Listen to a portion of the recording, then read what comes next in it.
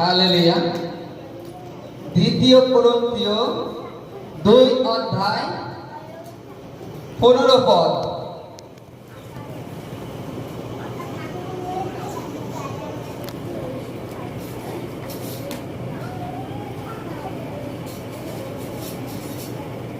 Hallelujah.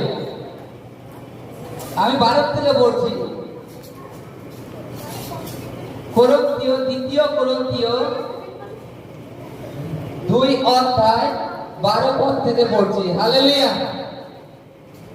আমি যখন খ্রিস্টের সুসমাচারের জন্য ত্রোয়াতে গিয়াছিলাম, আর প্রভুতে আমার সম্মুখে একটি দ্বার খোলা হইয়াছিল, তখন আমার ভ্রাতা তীরকে না পাওয়াতে আমার আত্মা কিছু আরাম পায় নাই। কিন্তু আমি তাহাদের নিকট হইতে বিদায় লইয়া মাকিদনিয়ায় চলিয়া গেলাম। আর ধন্য ঈশ্বর, তিনি সর্বদা আমাদিগকে লইয়া খ্রিস্টের বিজয় যাত্রা করেন, এবং তাহার সম্বন্ধীয় জ্ঞানে ও সুগন্ধ আমাদিগকে আমাদের দ্বারা সর্বস্থানে প্রকাশ করেন। হালেলুয়া। তারপরে বলছে, কারণ যাহারা পরিত্রাণ পাইতেছে ও যাহারা বিনাশ পাইতেছে, উভয় যাহারা বিনাশ পাইতেছে, উভয়ের কাছে আমরা ঈশ্বরের পক্ষে খ্রিস্টের সুগন্ধ স্বরূপ। হালেলুয়া। এবং এক পক্ষের প্রতি আমরা মৃত্যুজনক গন্ধ, আর অন্য পক্ষের প্রতি জীবনমূলক জীবনদায়ক গন্ধ। আর এই সকলের জন্য উপযুক্তকে আমরা তো সেই অনেকের ন্যায় যে ঈশ্বরের বাক্য ভাষ দিই তাহা নয়, কিন্তু সরল ভাবে ঈশ্বরের আদেশ ক্রমে আমরা ঈশ্বরের সম্মুখে খ্রিস্টের কথা কইতেছি। হালেলুয়া। হালেলুয়া। এখানে পৌল যে পত্রিকা কোরিন্থীয় মণ্ডলীর কাছে লিখেছে, কোরিন্থীয় মণ্ডলীর কাছে লিখেছে, বলছে ঈশ্বর সর্বদা আমাদেরকে নিয়ে খ্রিস্টে বিজয় যাত্রা করেন। খ্রিস্টে যেখানে যাই সেখানে ঈশ্বর আমাদেরকে জয়ী করেন, বিজয় যাত্রা করেন। আর বলতে তারপরে 15 যেটা, যার জন্য বাইবেল পড়লাম ওখানে, কি যেন আপনাদের উপরে নির্ভর না দিয়া মৃতগণের উত্থাপনকারী ঈশ্বরের উপর নির্ভর দিই। হালেলুয়া। আমরা সব সময় নিজেদেরকে নির্ভরশীল করি নিজেদের উপরে, নিজেদের শক্তির উপরে, আর্থিক বাহুল্যের উপরে ডিপেন্ড করি। তার জন্য এখানে বলছে আমরা যেন নিজেদের নির্ভর সেই মৃত্যুর থেকে মৃত্যুঞ্জয়ী হয়ে যে উত্থাপিত হয়েছিলেন তার উপরে নির্ভর দিই সমস্ত কিছু। আমি আমার অর্থের সেলাগা না করি, আমার সম্পত্তি আছে, কিন্তু সে সমস্ত কোনো কার্যের নয়, তোমাকে নরকের আগুন থেকে বাঁচাবে না, এই পৃথিবীতে প্রাণটাকে রক্ষা করতে পারে না। তাই বলছে সমস্ত বিষয়, শারীরিক বিষয় হোক, পারিবারিক বিষয় হোক, আর্থিক বিষয় হোক, সমস্ত ক্ষেত্রে যেন আমরা ঈশ্বরের উপর নির্ভর করি। আজকে প্রার্থনায় আসছি, এখানে যখন আমি প্রার্থনায় আসি, আমাকে কি প্রার্থনা করে আসা উচিত? ঈশ্বর, আমি তোমার প্রাঙ্গণে যাচ্ছি, তুমি তোমার দূত প্রেরণ করো আমার জন্য সমস্ত পথে, সে যেন আমাকে সুন্দরভাবে মণ্ডলীতে পৌঁছাতে সাহায্য করে।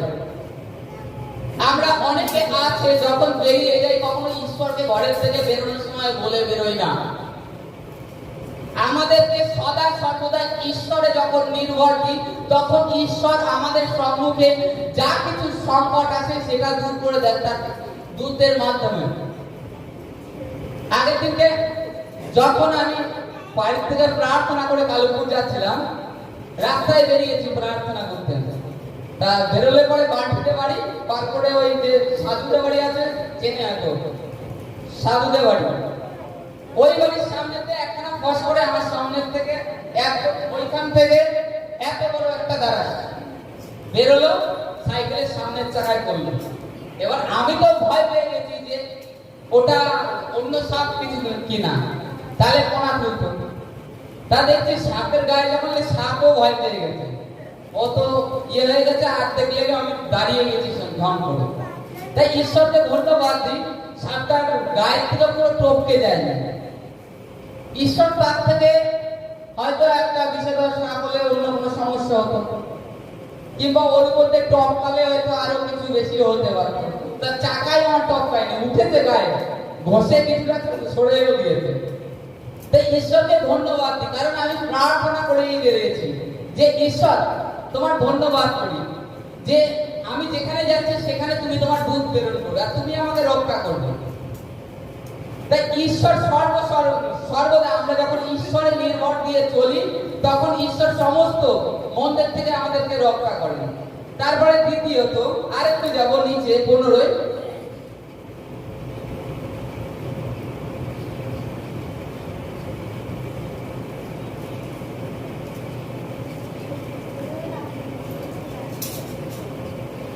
বলছে দেখুন, হালেলুয়া। 15 বলছে, কারণ যাহারা পরিত্রাণ পাইতেছে ও যাহারা বিনাশ পাইতেছে উভয়ের কাছে আমরা ঈশ্বরের পক্ষে খ্রিস্টের সুগন্ধ স্বরূপ। হালেলুয়া। আজকে যারা উদ্ধার পাচ্ছে আর যারা নষ্ট হয়ে যাচ্ছে, তাদের দুজনের ব্যক্তির কাছেই আমরা ঈশ্বরের খ্রিস্টের সুগন্ধ স্বরূপ।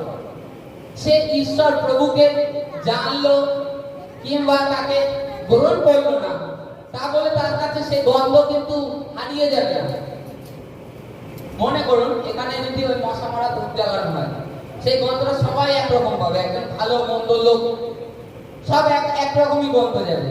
আজকে খ্রিস্টের যে সুগন্ধ, সুসমাচারের সুগন্ধ সবার কাছে সমানভাবেই যায়, কিন্তু খ্রিস্ট প্রত্যেকের কাছে সুগন্ধ স্বরূপ। যারা নাশ হয়ে যাচ্ছে, যেটা জগতে চলছে, বলছে আমি তো সনাতন, যেটা বলে যে আমি তো সনাতন ধর্মের লোক। আমাদের বাইবেলে লেখা আছে, আজকে দেখাবো যে আমরাও আজকে সনাতন ঈশ্বরের আজ্ঞা অনুসরণে খ্রিস্টের সুসমাচার প্রচার করছি, আমাদের ইচ্ছায় নয়। বাইবেলে লেখা আছে সনাতন ঈশ্বর আমাদেরকে আজ্ঞা দিয়েছে যেন খ্রিস্টের সুসমাচার সমুদায় জগতে আমরা প্রচার করি। এটা বাইবেলে আমাদেরকে ঈশ্বর আজ্ঞা দিয়েছে। তা যারা বিনাশ পাচ্ছে তারা এই বলে বিনাশ করছে যে আমরা তো সনাতন ধর্মের লোক, এই বলে তারা বিনাশ পেয়ে যাচ্ছে।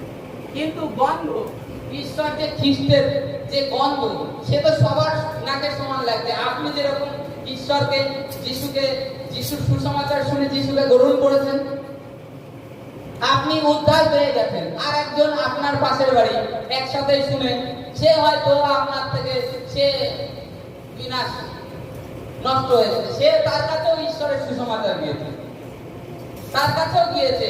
সেই রূপ আপনার কাছে যে রূপ এসছে, সেই রূপ আপনার কাছে। আপনাকে যতটা বোঝানো হয়েছে এক জায়গায় রেখে তাকেও বোঝানো হয়েছে, কিন্তু আপনি আজকে উদ্ধারের পথে চলে এসেছেন, পরিত্রাণের আর অনন্ত জীবনের রাস্তায় চলছেন, আর সে এখন অনন্ত মৃত্যুর রাস্তায় চলছে। এই হচ্ছে ফারাক। একজনের কাছে অনন্ত জীবন স্বরূপ আর একজনের কাছে মৃত্যু জন্ম গন্ধ সৃষ্ট হয়ে দাঁড়াচ্ছে, কিন্তু উভয়ের কাছে সুগন্ধ স্বরূপ। তারপরে নিচে দেখবো আরেকটু,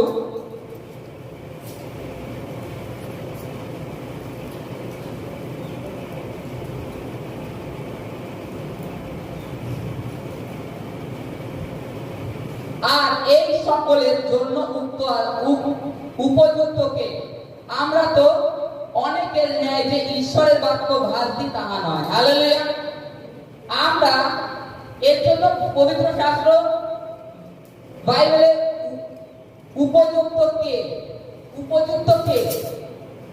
আমরা তো অনেকের ন্যায় যে ঈশ্বরের বাক্য ভাস দিই তাহা নয়। অনেকের মতো যে ঈশ্বরের বাক্যটাকে লুকিয়ে যাচ্ছে তা তো নয়।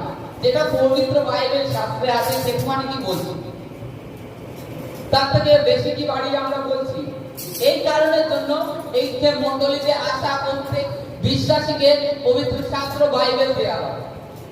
যে তার থেকে আমি কিছু গোপন করছি কিনা, তার থেকে কিছু বাড়াচ্ছি, যুক্ত করছি কিনা।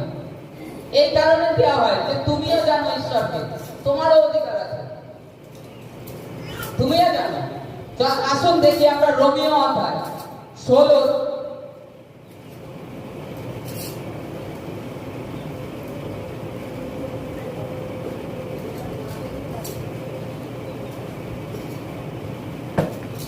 যে আমাদেরকে যে ঈশ্বর, সনাতন ঈশ্বর যে আজ্ঞা দিয়েছে খ্রিস্টের সুসমাচারের জন্য, সেটা একটু দেখি। Hallelujah, hallelujah. রোমীয় 16:26, হালেলুয়া। পড়ছি, পেয়েছি আমরা, পেজ নাম্বার 331 কালো বাইবেলে। হালেলুয়া। কাল অবধি অকথিত ছিল, কিন্তু সম্প্রতি ব্যক্ত হইয়াছে। ব্যক্ত মানে কি? জানানো হয়েছে। এবং ভাববাদীগণের লিখিত গ্রন্থ দ্বারা সনাতন ঈশ্বরের আদেশ অনুসারণে বিশ্বাসের আজ্ঞা বহতার নিমিত্ত সর্বজাতির নিকটে জ্ঞাত করা গিয়াছে।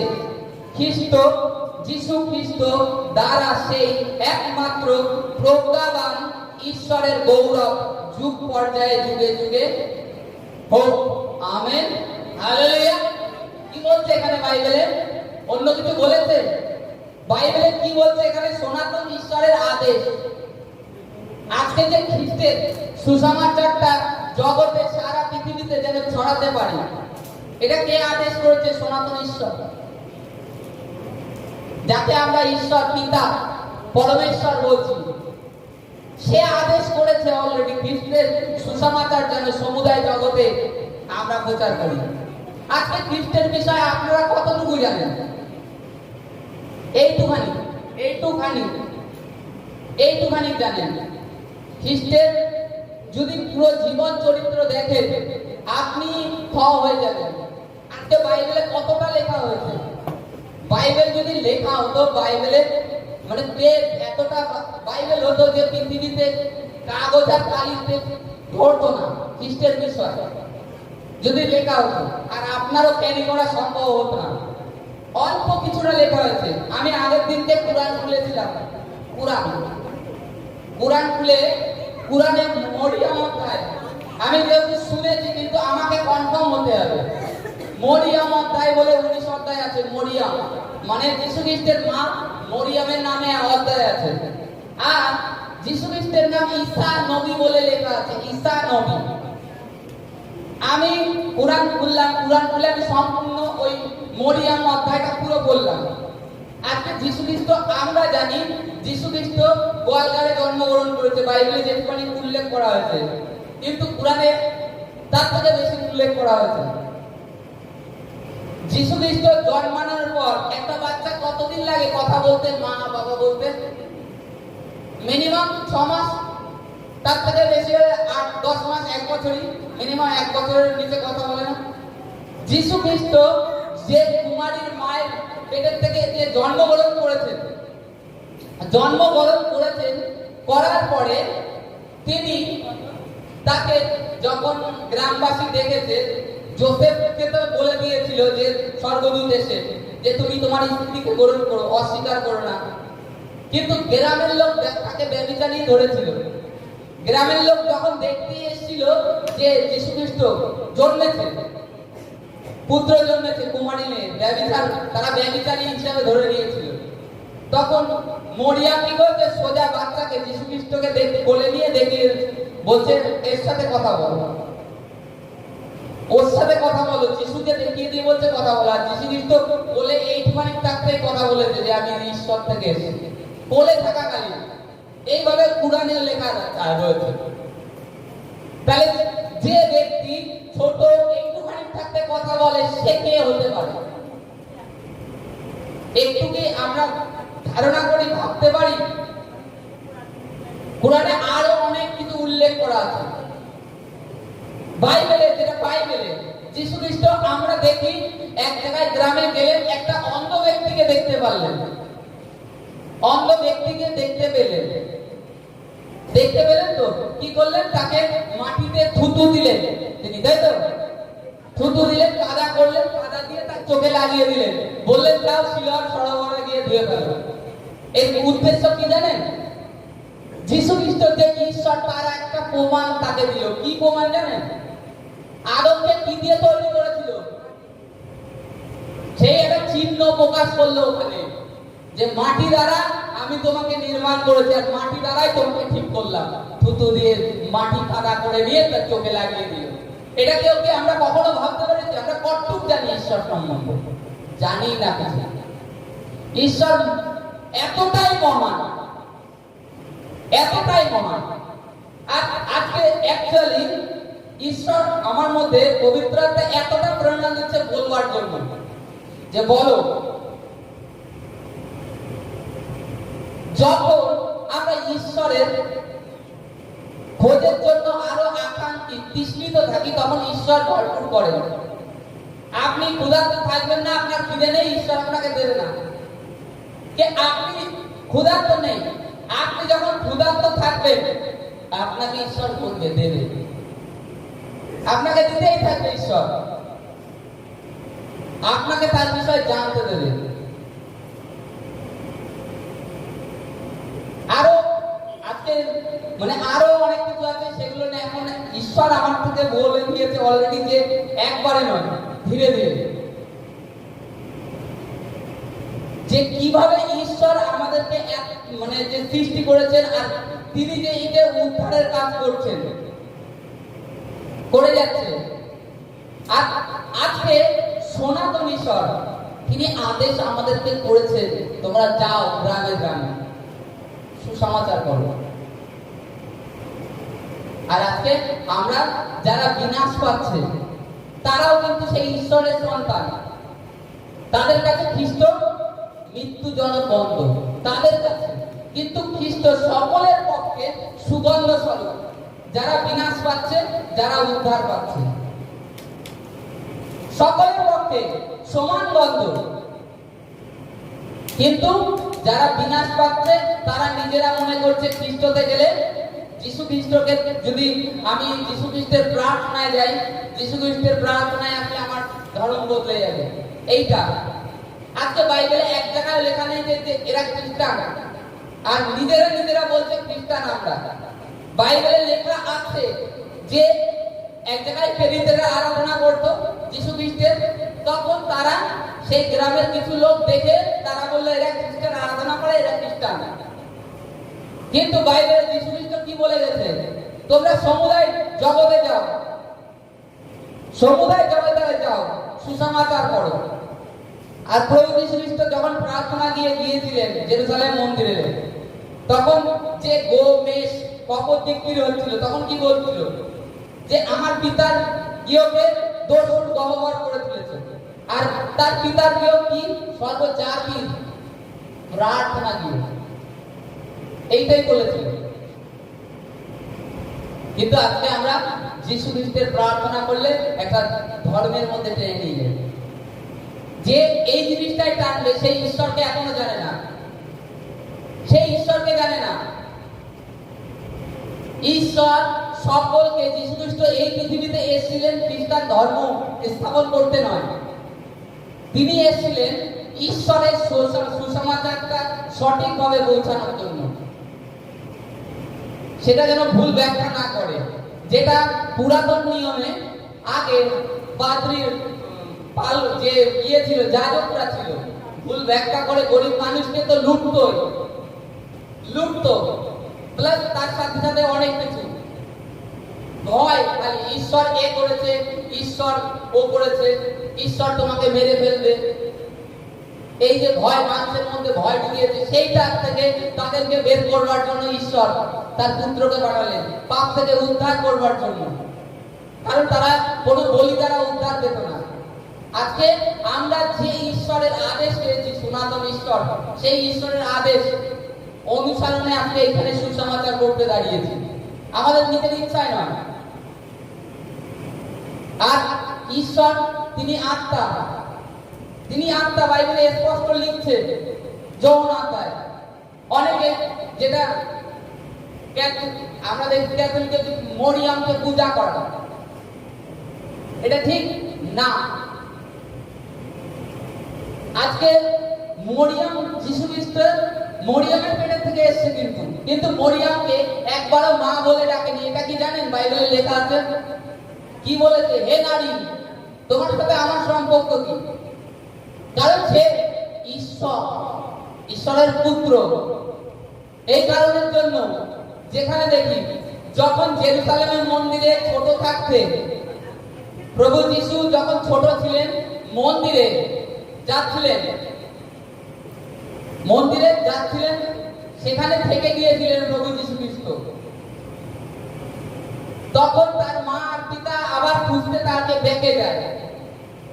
যাওয়ার কারণে যখন যান, তখন হচ্ছে গিয়ে যখন যিশু খ্রিস্টকে পান, তখন বলে, হে বালক, তুমি এমনটা কেমন কেন করলে? তখন বলে, তুমি কি জানো না আমার পিতার গিয়ে আমাকে থাকতে হবে, পিতার কার্য করতে হবে? আপনার বাইবেলে যেখানে দেখেন কোন জায়গায় উল্লেখ নেই মা বলেছে, কারণ সে ঈশ্বর, সে একটা মাধ্যম নিয়ে এসছে। আর আজকে আমরা তার আরাধনা করি মূর্তির মাধ্যমে, এটা ঠিক না। কারণ ঈশ্বর, এখানে রোমীয় অধ্যায়ে লেখা আছে যে হচ্ছে গিয়ে সনাতন ঈশ্বরের আদেশ অনুসরণে, সনাতন ঈশ্বরের আদেশ অনুসরণে এই সুসমাচার করছি আমরা। প্রত্যেকের কাছে গিয়ে বলছি, যিশু খ্রিস্টকে তুমি উদ্ধারকর্তা, মুক্তিদাতা স্বীকার করো, অনন্ত জীবনে পৌঁছাবে। আর তুমি বিশ্বাস করো প্রভু যিশু তোমার জন্য ক্রুশে গিয়েছে, তোমার জন্য মৃত্যুবরণ করেছেন, তোমার জন্য আবার পুনরুত্থাপিত হয়েছে। তিনি তো জীবিত হয়েছে, প্লাস তোমাকেও সেই অনন্ত জীবনের অধিকারী হতে সুযোগ দিয়ে দিয়েছে। আমাদের কর্মগুণে হয়নি। যে কেউ প্রভু যিশুকে বিশ্বাস করবে, মুখে অঙ্গীকার করবে, তার জন্যই এই গীতটা ঈশ্বর রেখে দিয়েছে, তার জন্যই অনুগ্রহ ঢেলে রেখে দিয়েছে। আজকে যেই হোক জগতে, সকলেই ঈশ্বর, সনাতন ঈশ্বরের আরাধনা করি আমরা, তার আদেশ অনুসরণে আজকে এই সুসমাচার। এক পক্ষের কাছে সুগন্ধ স্বরূপ, আর এক পক্ষের কাছে মৃত্যুজনক গন্ধ, যারা প্রভুকে জানছে না। কিন্তু ঈশ্বর সেই এক আর অদ্বিতীয়, তার বিকল্প কোনো কিছু নেই, তার বিকল্প নেই। কিন্তু আমরা ভেদাভেদ করে দিচ্ছি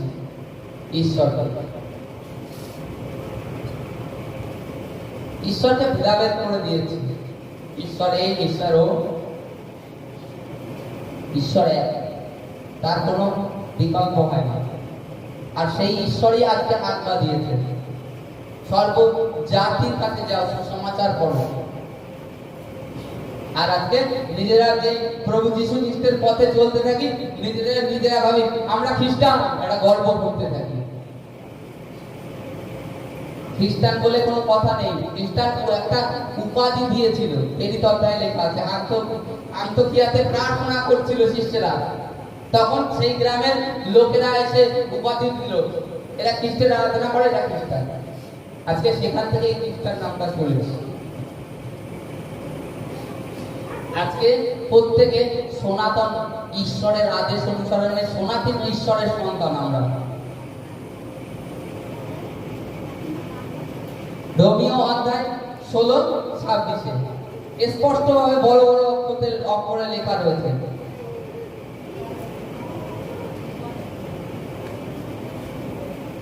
আর একবার আমি বলছি, কাল অবধি অকথিত ছিল, কিন্তু সম্প্রীতি ব্যক্ত হইয়াছে। কাল অবধি অকথিত, কাউকে জানানো হয়নি, কিন্তু সম্প্রীতি এখন ব্যক্ত হয়েছে, প্রকাশ হয়েছে। এবং ভাববাদীগণের লিখিত গ্রন্থ দ্বারা সনাতন ঈশ্বরের আদেশ অনুসরণে বিশ্বাসের আজ্ঞাবহতার নিমিত্ত সর্বজাতির নিকটে জ্ঞাত করা গিয়াছে। হালেলুয়া! সনাতন ঈশ্বরের আদেশ অনুসরণে সর্বজাতির কাছে খ্রিস্টের বিষয় জানানো গিয়েছে, আর এখনো জানানো হচ্ছে।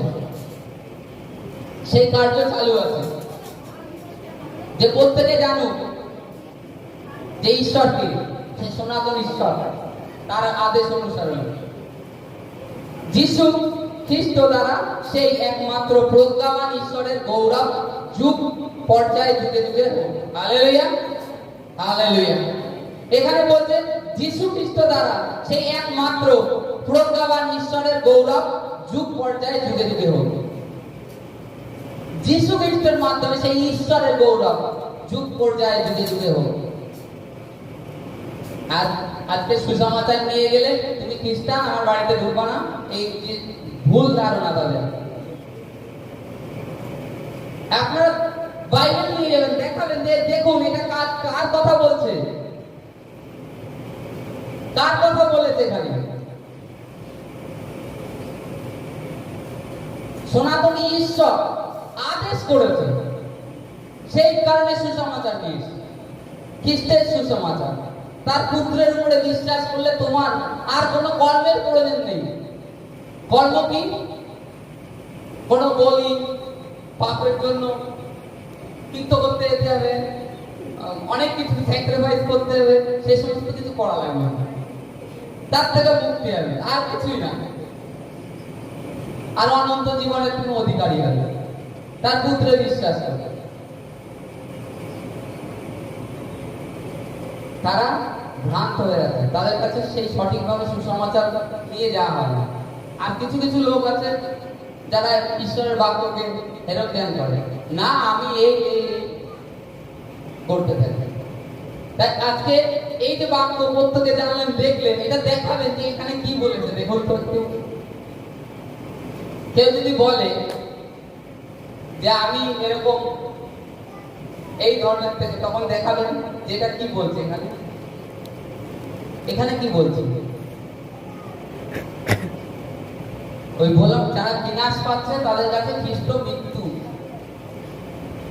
গন্ধ এক রূপে তার কাছে পৌঁছাচ্ছে, কিন্তু তাদের কাছে মৃত্যুজনক গন্ধ। আর যারা উদ্ধার পাচ্ছে তাদের কাছে জীবন স্বরূপ, জীবনমূলক সুগন্ধ স্বরূপ তার কাছে। যেরকম আমরা আজকে প্রত্যেকে ভেবে দেখি যে এক সময় নিরাশ অবস্থায় যে জীবন, এর থেকে মনে হয় মরে যাওয়া ভালো ছিল, এরকম জীবন গেছে, কিংবা এর থেকে মরে গেলে ভালো হতো ভাবনা। এই ভাবনা অলরেডি ছিল যখন ঈশ্বরকে না জানতেন, প্রভু যিশুকে না জানতেন তখন। কিন্তু এখন কি মনে হয়? এখন ঈশ্বর যেদিন নেবে সেদিনই ঠিক আছে। এইটা কারণ ওই যে বাগদায় যে বাগদাদ থেকে যে পরিবারটি আসেন, তারা বলছে আমাদের যখন প্রভুকে জানেনি তার ঠিক 15 দিন আগে আমাদের পরিকল্পনা হয়ে গেছে, 15 দিন না, বলছিল 7 দিন না 8 দিন আগে, যে এবার আমরা আর ছেলে তো বাঁচবে না, এবার আমরা নিজেরাই বিষ নিয়ে এসে 4 জন একসাথে খেয়ে মরবো। এরকম ওই পুরুলিয়ার সে বলছিল আমাকে। আজকে তারা তখন ঈশ্বরকে জানতো না, কিন্তু আজকে ঈশ্বরকে জানার পরে তাদের মনে যে কতটা বিশ্বাস এসছে।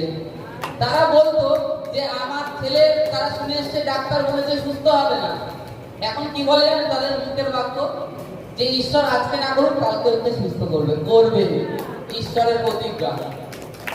এই যে ভরসা, বিশ্বাস পেয়েছে কার কাছে? খ্রিস্টের কাছ থেকে পেয়েছে, খ্রিস্টের বাক্য দ্বারা। আজকে যেই দিয়ে থাকুক খ্রিস্টের সুসমাচার, কার বাক্য দিয়েছে? খ্রিস্টের বাক্য দিয়েছে, ঈশ্বরের। সনাতন ঈশ্বর যে আদেশ করেছে সেই আদেশ অনুসারে খ্রিস্টের বাক্য তাদের কানে পৌঁছে দেওয়া হয়েছে। আর তারা যখন গ্রহণ করেছে তাদের কাছে এখন জীবন স্বরূপ, সুগন্ধ স্বরূপ গন্ধ হয়ে দাঁড়িয়েছে। এইটাই তো ঈশ্বর। ঈশ্বরের কাছে অসম্ভব কিছুই নয়, তিনি সব কিছুই পারেন। আজকে সেই ঈশ্বরের আদেশ, আজ্ঞা, আর যাদের কাছে আমরা সুসমাচারের জন্য যাই তাদের কাছে যেন অবশ্যই সে যখনই বলে আপনাকে কোনো কথা, তখন আপনি দেখিয়ে দেন যে এটা কি দেখিয়েছে, এখানে এটা কি লেখা আছে, একটু দেখুন তো। একটু দেখুন,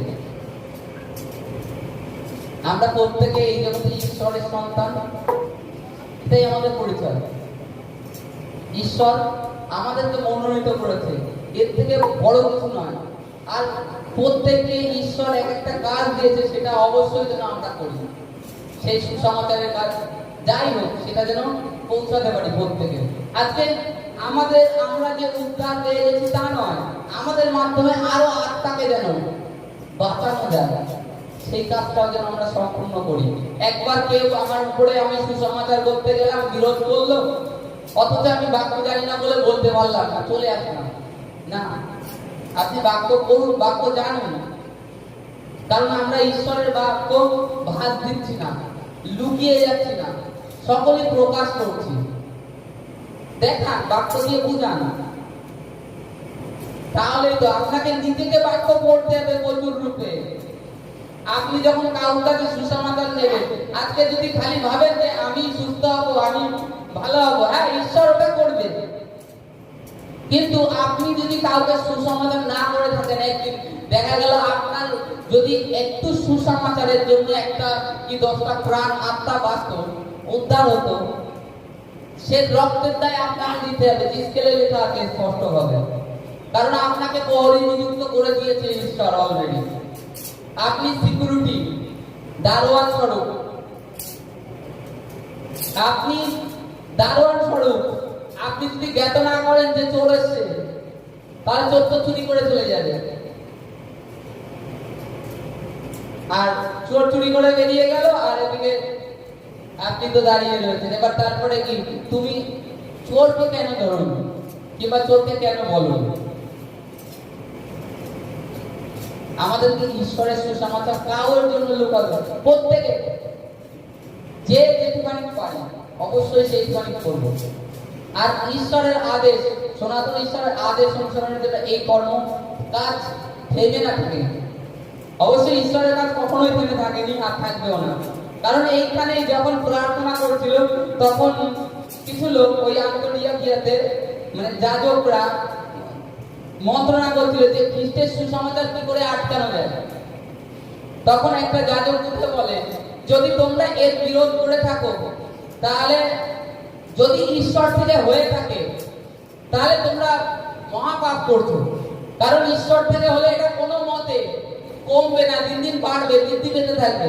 আর যদি ঈশ্বর থেকে না হয়, ইচ্ছা মানে খ্রিস্টের শিষ্যরা যদি প্ল্যান খাটিয়ে করে, তাহলে এটা দিন দিন লোপ হয়ে যাবে, মুছে যাবে পৃথিবীর থেকে। তা সেটা লোপ হয়নি, দিন দিন পুরো বৃদ্ধি হয়ে যায়। কি সব থেকে বেশি আজকে প্রভু যিশুর পথে চলা লোক, প্রভু যিশুর পথে চলা লোক সব থেকে বেশি পৃথিবীতে, বিশ্বে পুরো প্রায় মিনিমাম 300 কোটির উপরে। আর টোটাল পৃথিবীতে মানুষের পৃথিবীর আগে শুনছিলাম 750 কোটি আছে, তার মধ্যে সব রকম ভাগ আছে। এটা বৃদ্ধি পেয়েছে কেন? কারণ এটা ঈশ্বর থেকেই হয়েছে, এই কাজটা ঈশ্বর থেকে হয়েছে। এই কারণে এইখানে রোমীয় অধ্যায় যেন বলেছে, সনাতন ঈশ্বরের আদেশ অনুসারে সমস্ত আদেশ অনুসরণে বিশ্বাসের আজ্ঞাবহতার নিমিত্ত সর্বজাতির নিকটে জ্ঞাত করা হয়েছে। যে বিশ্বাস করে তাকে জানানো হয়েছে যে যীশু খ্রিস্ট মুক্তি দাতা, উদ্ধার কর্তা আর ঈশ্বরের সেই পুত্র। তুমি তারপরে বিশ্বাস করো, তাতেই সবকিছু তোমার ক্ষমা হবে, আর কোনো কিছু করা লাগবে না। এটাই আজকে সেটা লোক হয়নি, আরো বৃদ্ধি পেয়ে যাচ্ছে, দিন দিন আরো বাড়ছে, কারণ এটা ঈশ্বর থেকে হয়েছে। আর আমরা যেন কখনো সুসমাচারে থেমে না থাকি। কেউ ভুল আমাদেরকে বুঝিয়ে দিল তা না, ঈশ্বরের বাক্য পড়ি, আরো জানি গভীরভাবে ঈশ্বরকে। Hallelujah, hallelujah, hallelujah, hallelujah, hallelujah.